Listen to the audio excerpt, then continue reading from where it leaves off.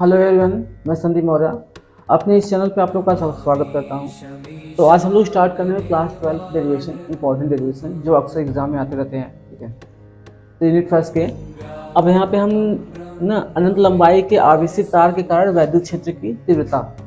अब कोई तार है, अनंत लंबाई का है, ठीक है, और उसमें जो उसकी कार जो और तार का है आवेशित है, मतलब उसके प्लस माइनस जो भी है, ठीक है। अब उसके कार जो वैद्युत क्षेत्र की तीव्रता उत्पन्न हो रही है, हम उस पर डिस्कस करेंगे। मान लो ये तार है, ये पतली सी तार है अनंत लंबाई का, ठीक है, एक पतली सी तार है अनंत लंबाई का, और इस पे क्या है, प्लस आवेश है। इस पे जो है जो चार्जेस है वो क्या है, प्लस आवेश। अब ये अनंत लंबाई का तार है, ठीक है, इस पे जो चार्जेस है वो क्या है, प्लस है, धनावेश है। अब इस पे हमको वैद्युत क्षेत्र की तीव्रता निकालना है, तो हम एक गॉसियन पृष्ठ बनाएंगे, ठीक है, एक गॉसियन पृष्ठ ड्रा करेंगे। गॉसियन पृष्ठ क्या होता है, यहाँ पे गॉस का प्रमेय मतलब ये है, ठीक है, जब हम किसी बंद पृष्ठ से गुजरने वाले वैद्युत बल रेखाएं, ठीक है, उसको हम फाई से दिखाते हैं, वैद्युत बल रेखाएं फाई। तो गुजरने जो वैद्युत बल रेखाएं होती हैं वो कितना होता है, Q अपॉन एप्सिलॉन नॉट गुना होता है, Q अपॉन एप्सिलॉन नॉट गुना होता है। इसे हम बोलते हैं क्या, वैद्युत फ्लक्स। यही क्या है, गॉस का प्रमेय। गॉस एक साइंटिस्ट थे, उन्होंने क्या प्रमेय दिया है, किसी बंद पृष्ठ से गुजरने वाला जो वैद्युत फ्लक्स होता है, ठीक है, वैद्युत बल जो किसी बंद पृष्ठ से जो वैद्युत बल रेखाएं निकलती है वो कुल आवेश के एप्सिलॉन नॉट गुना होती है, ठीक है, कुल आवेश के एप्सिलॉन नॉट गुना होते हैं, इसे हम क्या वैद्युत फ्लक्स कहते हैं। तो अभी हम इसी के हेल्प से, ठीक है, इसी वैद्युत फ्लक्स के हेल्प से हम क्या करेंगे, हम यहाँ पे इसके वैद्युत क्षेत्र की तीव्रता निकालेंगे। तो पहले हम यहाँ पे एक हम क्या, इससे r दूरी पर, मतलब इससे r दूरी पर, ठीक है, ये r मीटर हो गया, इसके r दूरी पर हम एक l लंबाई का कोई एक बेलन ड्रा करते हैं, ठीक है, एक बेलन खींचते हैं l लंबाई का।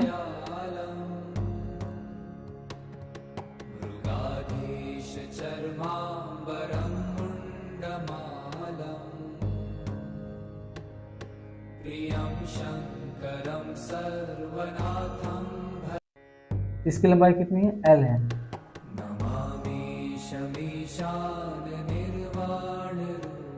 तो हम क्या करते हैं, ठीक है, एक इस पे हम L लंबाई का क्या बेलन ड्रा करते हैं, ठीक है। अब देखो, अब हमें इस पे इसके इसके बंद पृष्ठ हो गया, इसको हम बंद कर दिए। अब इसमें देखते हैं कितनी वैद्युत बल रेखाएं निकल रही हैं। तो पहले एक चीज याद रखो, ठीक है, पहले इसका जब हम सदिश वेक्टर निकालेंगे, ठीक है, एरिया वेक्टर। तो जैसे मान लो हम अभी ये मेरा हाथ है, ये मेरा हैंड है, ठीक है, अगर हम इसमें एरिया वेक्टर लेंगे तो इसके लंबवत लेंगे हमेशा, ठीक है। आप एक एरिया वेक्टर जब भी लेते हैं इसके हम लंबवत लेंगे।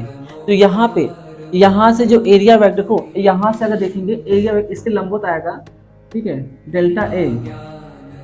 डेल्टा ए इधर है, और यहाँ पे जो वैद्युत बल रेखाएं बाहर की तरफ है, ठीक है, जो यहाँ से जो वैद्युत बल रेखाएं हैं वो भी क्या है, बाहर की तरफ है। दोनों का डायरेक्शन एक ही है।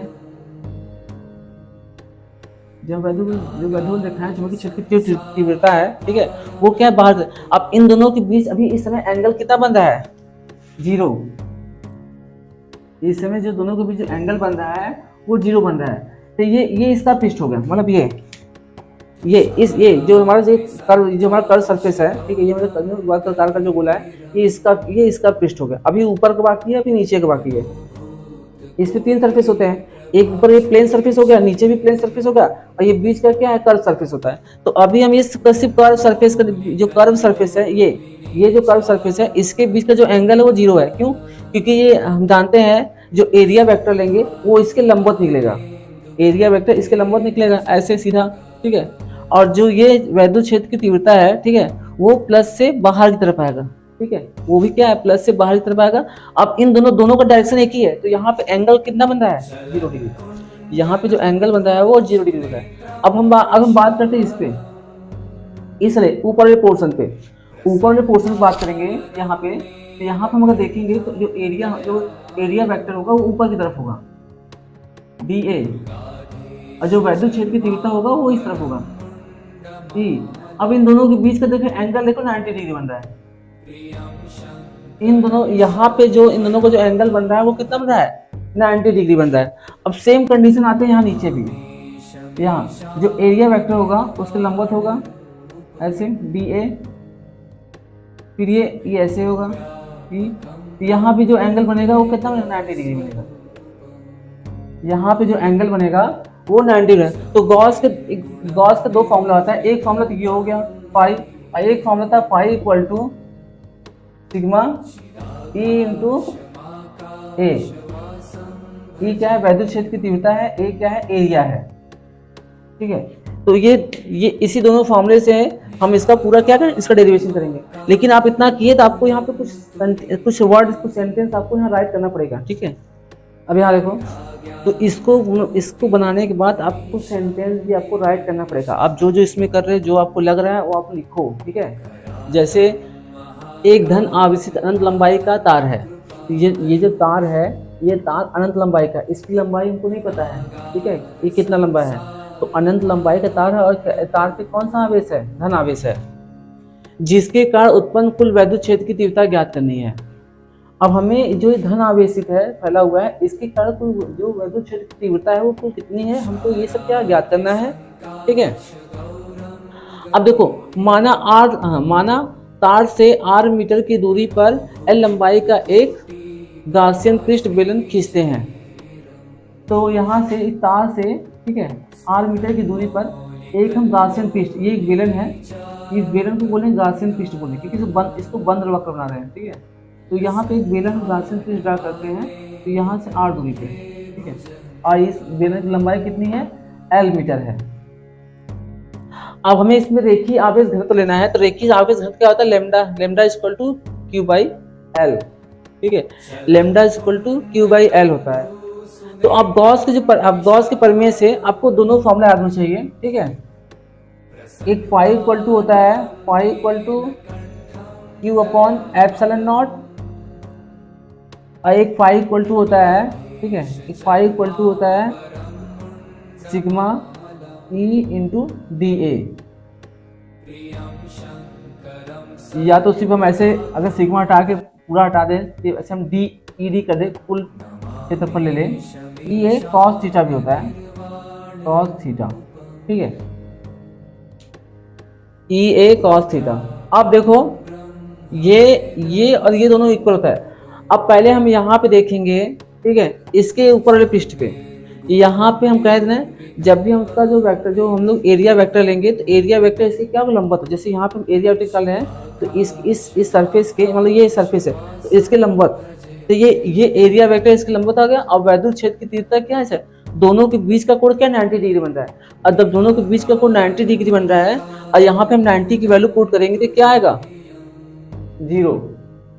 यहाँ पे हम 90 की वैल्यू पुट करेंगे तो 0 आएगा। जैसे मतलब अगर हम कहें कुल वैद्युत फ्लक्स, अब यहाँ पे हम कुल वैद्युत फ्लक्स निकाल रहे हैं, ठीक है, इधर ध्यान दो, यहाँ पे लेंगे तो क्या आएगा, ई डी ए कॉस थीटा प्लस, फिर इसका क्या आएगा, इसके भी आएगा ई डी ए कॉस थीटा। अब यहाँ देखो, यहाँ पे तो थीटा की वैल्यू है, यहाँ पे 0 पे है, यहाँ पे कॉस थीटा की वैल्यू क्या है 90, अब प्लस यहाँ पे भी कॉस थीटा की वैल्यू क्या है 90 आएगा, ई डी ए कॉस 90। तो यहाँ सोचो कि ये, अब ये 90 है, ये 0 हो गया, ये 90 ये 0 हो गया, सिर्फ बचेगा क्या, यही बचेगा, ई डी ए, और कॉस 0 की वैल्यू 1 होता है। मतलब टोटल जो उसको कुल जो इस पूरे पृष्ठ का जो कुल वैद्युत फ्लक्स होगा वो कितना होगा, ई डी ए होगा, ठीक है, जो कुल वैद्युत फ्लक्स होगा वो कितना होगा, ई डी ए होगा। अब यहाँ से, ठीक है, इस इक्वेशन को देखो और यहाँ से देखो, यहाँ ये कुल वैद्युत फ्लक्स ऐसे हो गया। अब कुल वैद्युत फ्लक्स हम ऐसे निकाल, दोनों को हम क्या कर देंगे, इक्वल कर देंगे, दोनों वैद्युत फ्लक्स को हम क्या कर देंगे, इक्वल कर देंगे, मतलब ऐसे ई समीकरण 1 और 2 से, ठीक है, समीकरण 1 व 2 से, ये भी फाई है, ये भी फाई है, तो दोनों को हम इसके इक्वल टू ये लिख रहे हैं, E D A equal to Q by epsilon naught. अब यहाँ पे हमको एरिया रखना है, तो ये एरिया कैसे रखना है, ये हम जो ये एरिया है ये किसका, ये वक्र पृष्ठ का है, ये बेलन के वक्र पृष्ठ का क्षेत्रफल है। ठीक है, इस बेलन का वक्र पृष्ठ का क्षेत्रफल लेना है, तो हम इस बेलन का वक्र पृष्ठ कितना है 2 पाई आर एल। इस बेलन का जो वक्र पृष्ठ देंगे 2 पाई आर एल। अब यहाँ से हम Q की वैल्यू पुट करेंगे। अगर यहाँ से हम Q की वैल्यू निकालेंगे तो क्या होगा, Q is equal to lambda into L. आप लोग यहाँ ध्यान दो, ठीक है। तो रेखीय आवेश का लेमडा होता है, lambda equal to Q by L होता है, लेकिन आप यहाँ से Q की वैल्यू निकालेंगे तो L आगे इसको मल्टीप्लाई में, तो Q is equal to lambda into L हो जाएगा। तो यहाँ से हम Q की वैल्यू पुट करेंगे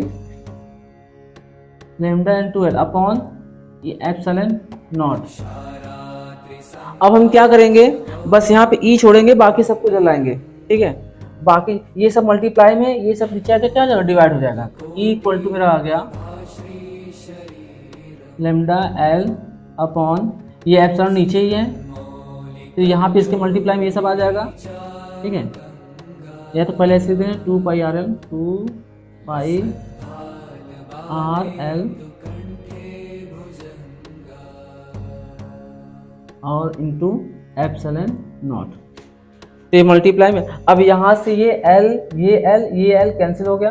ठीक है, ये एल कैंसिल हो, अब क्या बचा, E equal to lambda upon 2 pi R epsilon not.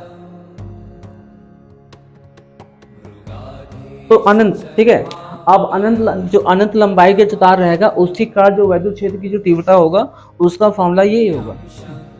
ये इंपॉर्टेंट डेरिवेशन है, आपकी एग्जाम में अक्सर आता रहता है, आप इसका तैयार कर लेना। कहीं भी अगर कंफ्यूजन हो किसी भी स्टेप में तो आप हमको कमेंट कर सकते हैं। Okay, thank you.